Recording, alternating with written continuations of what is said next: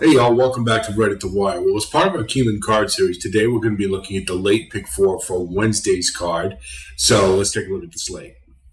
The first leg of the late pick four is the fifth race at Keeneland, and I have tried to avoid these because these are really a crapshoot, but this is a maiden special weight for 2-year-old fillies at 4.5 furlongs on the dirt. And you can see by the configuration, they use a special chute so that the 2-year-olds don't have to take quite so tight a turn. So let's see what they got here.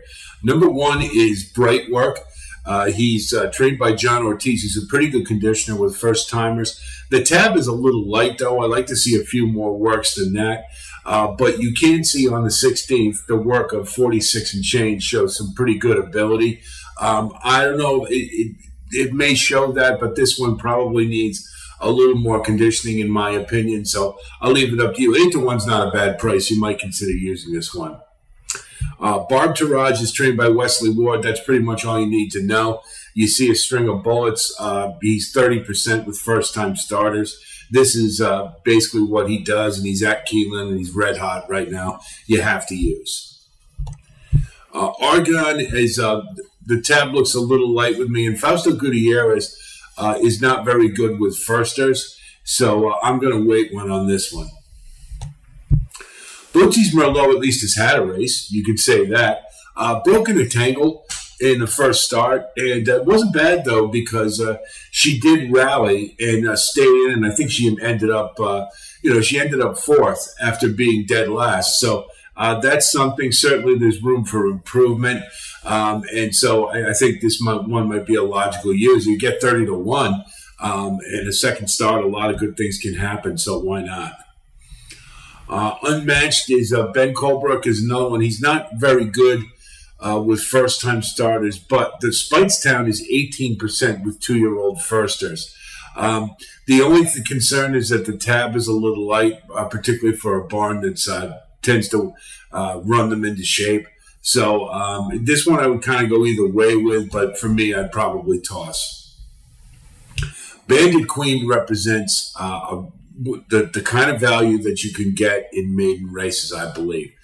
The Dam, which a lot of people never look at, but the Dam is 2 for 3 with first-time starters and has a 33% win rate with 2-year-olds. Now, Jim Corrigan is not good with first-time starters, and the tab is a little light, but you can see some promise on the 11th. That was a pretty good work, 35 and change from the gate for a work. So that's not too bad. Fireline isn't the greatest first-time starter either, but he was a competitive horse. I really liked him. So this is one maybe you think about at 30-1. I think you're going to get some really nice value, and there's definitely some precocity in the bloodlines. Crimson Advocate is trained by George Weaver. He's pretty good with firsters. He's got Luis Saez in the iron, so perhaps there's some expectations here. The Dame is 1 for 3 with first-time starters, but she's 0 for 2, 0 for 2-year-olds rather. So none of her have won at 2 years old. So I'm going to tend to believe that this one might take a little time, and I think you get better value with others. Speaking of which, Titania's Dream, don't know too much about Jason McCutcheon, but and I know Jared Loveberry's not having a good meet, but there's a couple of things you want to know about this one. More Than Ready is a pretty good first-time sire. He gets 11%.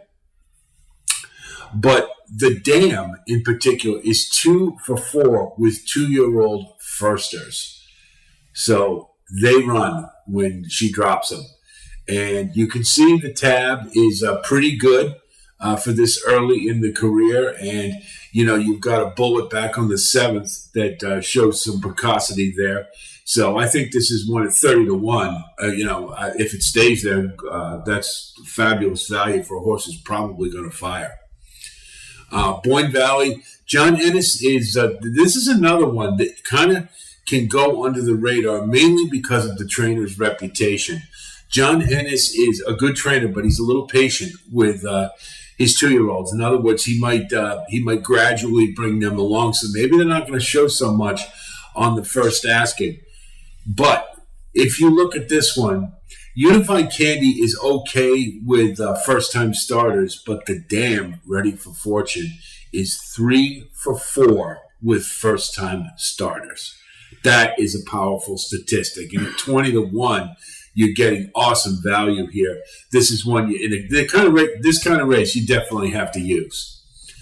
What a World, the tab looks pretty light to me, and there's not a lot else I can look at this one and get excited about, so I'm going to pass. Just an Opinion would look pretty good except for one thing. Steve Asmussen at Keeneland, it's a house of horrors for him. He just can't win. His horses don't run well. Tyler Gaffleone's having a nice meet, but you just can't get past that. I mean, if you want to put this one in the mix, I can understand it. But, at 9 to 2, that's a decent price, I suppose, in a race like this. And this one did go at the Keeneland sale, and Quintaros is pretty decent with 2-year-old starters. So there's some things to like.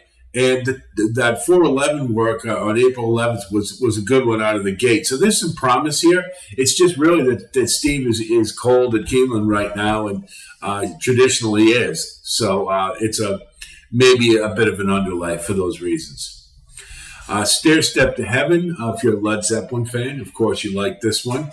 Matthew Sims isn't a big-time first-time starter trainer. Temperature is 15% with firsters. Didn't have any info on the Dam, except to know that none of them won at 2 years old. So unless you're going to bet the name and you're a Led Zeppelin fan, I'd probably wait on this one. The last two are also eligibles. And the first one at least had a race, Green Chile, you could say. So that means something, I suppose, in this field. The second time starts are non-existent, so we really don't know with this trainer how this one is expected to do. Being by Ghost Zapper probably wants a little more ground, I would guess. So, but if if it draws in, maybe because he's got a race, you think about it. Little Music, I don't know anything about this trainer, and but I know Carpe Diem isn't a great first-time sire, and we didn't. None of the dams get one at 2 years old, so I think that's a pretty good indication we want to wait one if this one draws in. The second leg of the late pick 4 is the 6th race at Keeneland, and it's a conditional allowance race for 4-year-olds and up on the turf at 5.5 furlongs. Number 1 is Divine Leader. Right off the bat, the thing that is a little puzzling to me is this one's dirt form seems to be pretty good, and yet they're moving him over to turf. And the only thing I can think of is that perhaps it's the end of the meet, and he's trying to, John Ennis is trying to squeeze one more start out of this one. Regardless, this one isn't bad. Has been okay on turf. Hasn't really only raced one other time. But the fact that this one is in decent form, looks to be an early runner, and there isn't a whole lot of early pace in this one. So at 20 to 1, maybe you think about this one because it's pretty good value.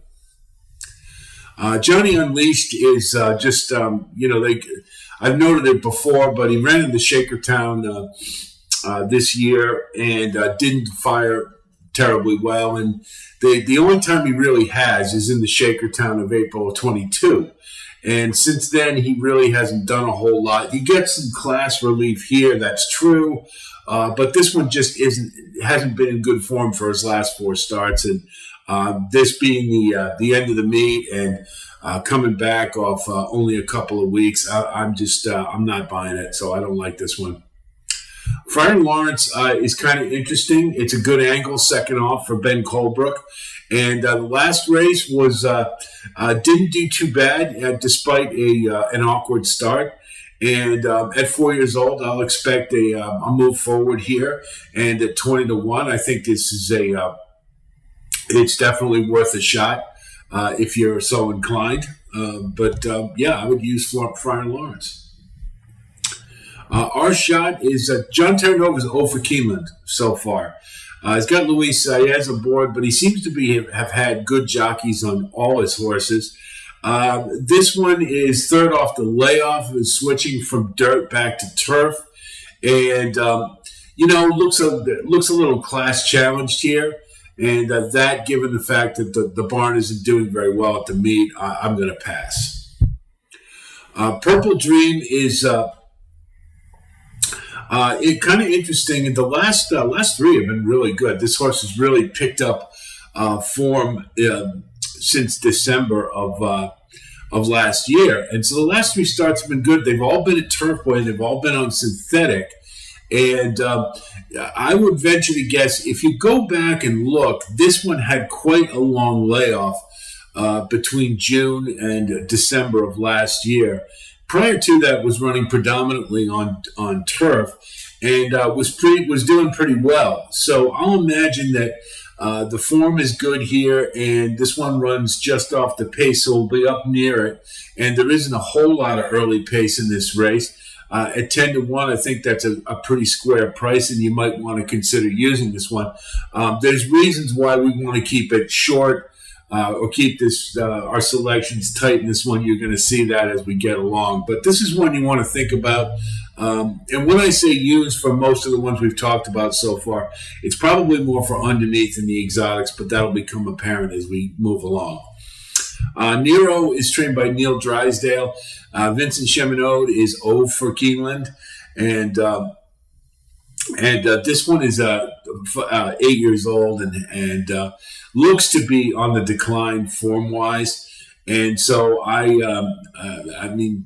don't really see a lot. This one hasn't worked in a couple of weeks. That's another thing to wonder about a little bit. So there's just not a lot of appeal with this one here. So I will probably toss. Infinite Wesley Ward. What can you say? He's just as hot as you can be. He is the king of Keeneland, and this is a turf sprint. This is exactly what this guy does. He's got Walter Rodriguez aboard, who's an apprentice who's been doing pretty well, and they win together at a good clip. So that's a positive sign. This one is, again, another one who's a little long in the tooth at 7, but the form isn't bad, and I would expect that this one will come back and run a nice race. The question will be, how much form does he recover at 7, coming off a little bit of a layoff. But again, because the barn is so hot, you sort of have to upgrade this one, and does run up near the lead. So that would be a pretty good place to be in this one at 15-1. Probably underneath is a better bet, but you'd have to like this one in this spot. Gallant Guy, I just don't really see a lot here. I like the last start was a real clunker, and it wasn't the greatest of field. It was an okay field. May have needed one. That's true, and it's second off the layoff, but I consider this one to be more of a fringe player. Does run late, so maybe you think about underneath for the try of the super, but that's the extent of it. This is why we have to keep our selections tight. Number 9, Bound for Nowhere. He's trained by Wesley Ward, again, about as hot as you get at Keeneland. This is the meet he gears up for. You got Joel Rosario, who really has been resurging lately. He's been throwing a lot of wins, and so he is definitely back on his game. Added to that, this one is basically a horse for the course. He's got 6 starts at Keeneland, 3 wins, a second and a third. Clearly likes the track.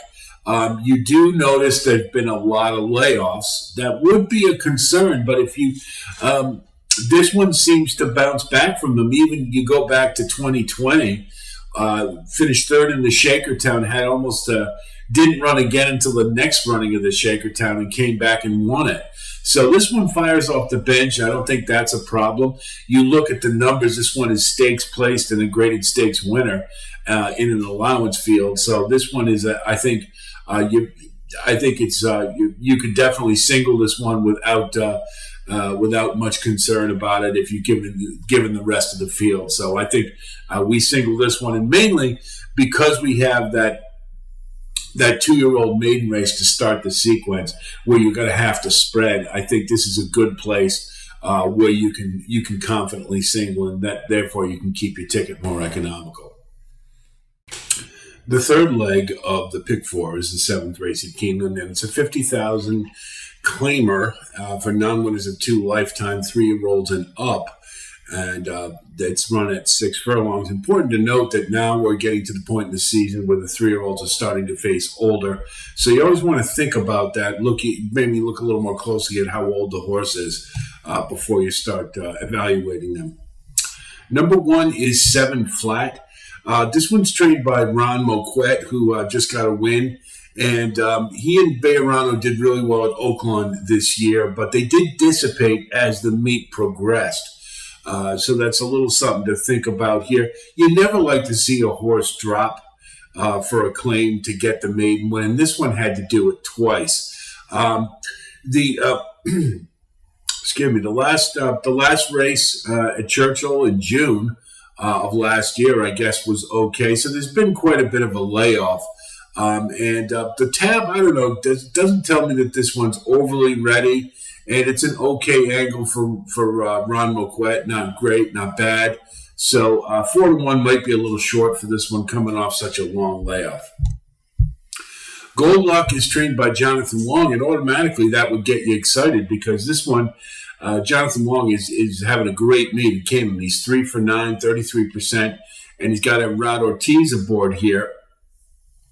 So all systems appear to be go, but not so fast. Let's just take a look at this one a little bit. First of all, this one had to drop to the claiming ranks to get the win, and it was an okay 61 buyer. You look at the next few, and the dirt form really wasn't great against winners. This one seemed to pick it up a little bit on synthetic, and now is been claimed by Jonathan Wong, who is a very good trainer first off the claim. So that's another thing. You're like, oh, okay, well, this is logical. This one will progress. But here's the thing. He's 9% in this spot, meaning first off the claim, adding blinkers, switching surfaces from synthetic to dirt. And he's 17% without blinkers. So the fact that there are blinkers, we have to consider that. So it just tells you it's really not a great angle for this one. So probably, more than likely, this one is going to be a major league underlay and could still factor in this race. It's not the greatest of fields, but just want to keep that in mind. And I probably wouldn't consider a win candidate given the paucity of good angles. Vassar's Boy. Stephen Lister, I don't know much about as a trainer, but I do see that first time for claiming is a pretty good angle for this one. If you look, he did break his maiden at the maiden special weight level, so there's something there.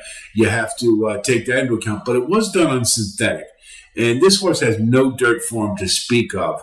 That last synthetic effort was pretty bad.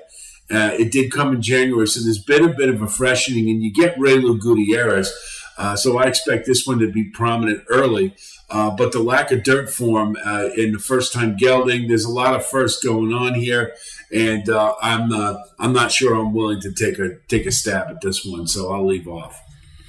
Libertango, the Chicago connections have just not been doing well this meet. Chris Block, Jared Loveberry, Wayne Catalano, they have just not had a good meet. J Love is still 0 for 23, and Wayne Catalano's 0 for 10. And he's a good trainer. He's a lot better than that, and Jared Loveberry's a lot better rider. But this is another one where the best efforts have been on synthetic, and particularly that last race was really bad and necessitates the drop here to claiming ranks. You will note that he's cutting the price in half. He was just racing at 100,000 N1X, so this is a pretty significant class relief. I'm a little skittish about this one because the dirt form wasn't so great. But I'll tend to believe that this is the class relief certainly going to help. And second off, the layoff isn't a bad angle for Wayne Catalano. Just I like others better, and really don't. There's too many questions with this one, so I wouldn't use. One Giant Leap, again, Wesley Ward, King of Keeneland, about as hot as you get, so you automatically have to consider him. Now, this one debuted at the maiden 150,000 level and didn't do bad. Finished second and at Keeneland and did pretty well. Followed that up after a layoff of a significant one just this last March at Turfway. dropped to the maiden 50 level, which is a little bit of a concern, but did win the race and was the short money and just did what he was supposed to do. Now he's going into the claiming ranks, first time against winners, and there's no reason to believe that this one won't fire here. It's really not the greatest of fields, and of all the horses in this field, probably has one of the top two best forms. Three Chimneys Farm, though, and Walter Rodriguez aboard, who's been a good jockey for Wesley Ward. All I wonder is that maybe they're dressing this one up to get rid of. That's the only thing negative that you can sort of think about here. And the move back to dirt. Perhaps it's not as good a surface as synthetic for this one. So there's a couple of questions, but you really can't, you got to use, in this field in particular, but just a couple of little things to think about. Mainly I bring that up because the number 6, Dog Red, looks like a better bet to me. First of all, you get Tyler Gaffleone who's having a great Keeneland meet. Secondly, you got a horse who won at the maiden special weight level and moved up from maiden claiming to do it. So you got to like that. Now, granted, it was on synthetic, but this one ran in an N1X allowance against winners the next time around 2 turns. And 2 Birds isn't a bad horse. And granted, favored to 6, but this one was in the race for a little while, around 2 turns on synthetic. So if you transfer that form back to a sprint on dirt with a freshening, I think you've got a winner here. So this is one I think you definitely want to use because he seems to have the most upside of any of the horses, and he's getting class relief, which should definitely help. The only thing that the 5 maybe has an edge over is that he gets the weight allowance with the apprentice. But aside from that, I think this one's probably the most viable win candidate of any in this group, and not a great group, unfortunately.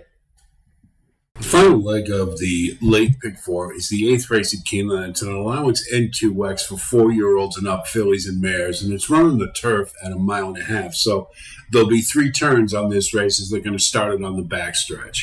Always want to remember, most of these races are won up and near the front end, so early speed sometimes can steal this one. Number 1 is Federalist Papers. He's kind of logical because Brendan Walsh and Tyler Gaffleone are a really hot jockey-trainer combination at Keeneland. Brendan Walsh's barn has been doing extremely well. When he gets hot, he gets really hot. He's a streaky trainer that way. So this one is coming off a fairly substantial layoff and has run at the N2X level before. I expect that this one will fire fresh, and given you have to upgrade because of the status of the barn, so I think this is one you have to use. Number 2 is Miss Yearwood. She is third off the layoff, and for her 4-year-old season, hasn't been doing that great in stakes company. They've tried her at a couple, in particular the Orchid last time at Gulfstream. She didn't do very well. That was a really nice field. Amazing Grace is a pretty awesome filly, and as well as personal best. So can't fault her too much for that. Problem is she's in a little deep here, and Ian Wilkes is doing really well right now. So maybe if you get a price, you might want to think about this one. But I just have others that appeal a little better to me. Bravo Kitten is good connections. Ken Ramsey and trains, and a Safi Joseph Kenja Ramsey owns, I should say. Safi trains, and Luis Saez aboard. This one was improving and then went to the bench, which was kind of interesting after the last win, and had a bit of a freshening. So that's always a little bit alarming, not too bad. This one's going to run up near the lead, and that, of course, upgrades the chances a little bit. But I think there are other heres that I think I like a little better in the spot, and that's really the only reason I would probably not use. Lady Arsenault is trained by Bill Mott, third off the layoff, and Blinkers coming off is a very good angle for Bill Mott. He's got a Rod Ortiz on. I think that shows signs of intent. This one didn't do too bad in that same Orchid race that Miss Yearwood came out of. And this is third off the layoff. It looks to be improving. You see three straight starts of getting better on the turf. So I think it's pretty logical that this one will fire, and that would probably be a little. Would think maybe they'll try to get her a little close to the pace. It'll probably be mid-pack, and I don't think that's a bad striking position. Light stars, I would be more excited about this one if Christophe Clement wasn't 0 for the meet. And it's highly unusual for his barn to go this cold, but he does have Joel Rosario, who's really found his form lately and is firing really well. This one's a fit at the class level for sure, but is coming off a real long layoff and tends to run from the clouds. And in these type of races, that's a really tough proposition because they're usually one up and near the front end. So this one is probably a use for under, I would think, as opposed to a win candidate. Shad Nation is, again, another Christophe Clement that barn isn't doing too great. And you see he's got Julien Leparoux aboard, who's not having a good meet either. This one will likely fire a better race than she has in the past, debuting at 4. I have no doubt about that. Whether it's going to be good enough, I don't know. Tends to run a little closer to the lead. So if you want to think about it, and at 15-1, that's a pretty good price for these connections. But I just like others a little better. Broadway Boogie is kind of unusual to me in that the first thing I should note is these connections. Joseph Allen with Ruiz and James Toner just won an allowance race with For the Flag yesterday. So these are good connections right now. And Jimmy Toner with a small sample is winning at 50% at Keeneland. So there's a good barn to be thinking about. The last two were kind of interesting to me because they seem to note a marked improvement from prior form. And I wonder if it's just that this one really likes the firm turf at Gulfstream because the other efforts on perhaps softer ground weren't as promising. So that's the only little thing the optional claimer win to debut in January was validated when this one came out and ran in the very one in a stakes race and didn't do bad either. Likes to be up near the pace. That's the only thing I kind of have in the back of my mind is about the surface maybe isn't going to be as Keeneland's turf has generally been good lately. So there might be a little softer ground for her. So I think this is one you certainly have to use. The connections are hot, as I mentioned. But there's just a little something in the back of my mind you want to think about. Yup Beauty is trained by Eric Reed, and this one's been running in claiming races for the most part, and the form really doesn't match up with the horses in this field. I'm not even sure why this one's in the race, so I would toss. Pretty much the same with Flatter Me Silly. Neil Pessin's 0 for the meet. I think he had all his good horses running at fairgrounds because that's where he did really well. This one has been the buyers look a little light in comparison to the rest of this field, and this would be a significant stretch out from what this one normally runs at. Also, the class levels of the race that Flatter Me Silly has been running at are lower than what the other ones have been running at. So this one's a little outclassed, and we don't. It's a bit of a stretch out, so I just don't see enough here to get excited about. So I'm not going to use. So here's what a ticket looks like. In the 5th with those 2-year-old maidens, I mean, that basically you could select the all button very easily. But we're going to use 2, 6, 8, 9, and 11. In the 6th, I think we got a pretty good degree of confidence. We can single the 9, being a Wesley Ward trainee in this meet. Then the 7th, we're going to use the 5 and the 6. I like Dog Red, the 6 a little bit more than the Wesley Ward horse, but I think we have to use both of them as the only real logical choices in that race. And the 8th is a pretty contentious allowance race. We're going to accent the early speed a little more because that's likely the best place to win that race at 1.5 miles. So we're going to use the 1, 3, 4, and 7. So that's 5 times 2 is 10 times 4 is 40, and a 50-cent base. That's a $20 ticket, and that gives us an economical shot at what it might be a kind of a chalky ticket, particularly in the middle races. Well, you can tell by the this last late pick four that the barns are starting to empty out with the conclusion of the meet coming up. So the races are always competitive at Keeneland. So, but quality of horses maybe is flagging a little bit. Just an observation I have. We will continue with our Keeneland Card Series through the conclusion of the meet. And we've got the elements of handicapping for the Kentucky Derby, which will be coming up later this week. And did some more deep diving into that, and I think you're gonna like. I think you're gonna like it. I think you'll get a lot out of it. If you do like what you see here, please like and subscribe as always. And thanks so much for tuning in. We really do appreciate it. And I'll be talking to you later this week. And until then, be well.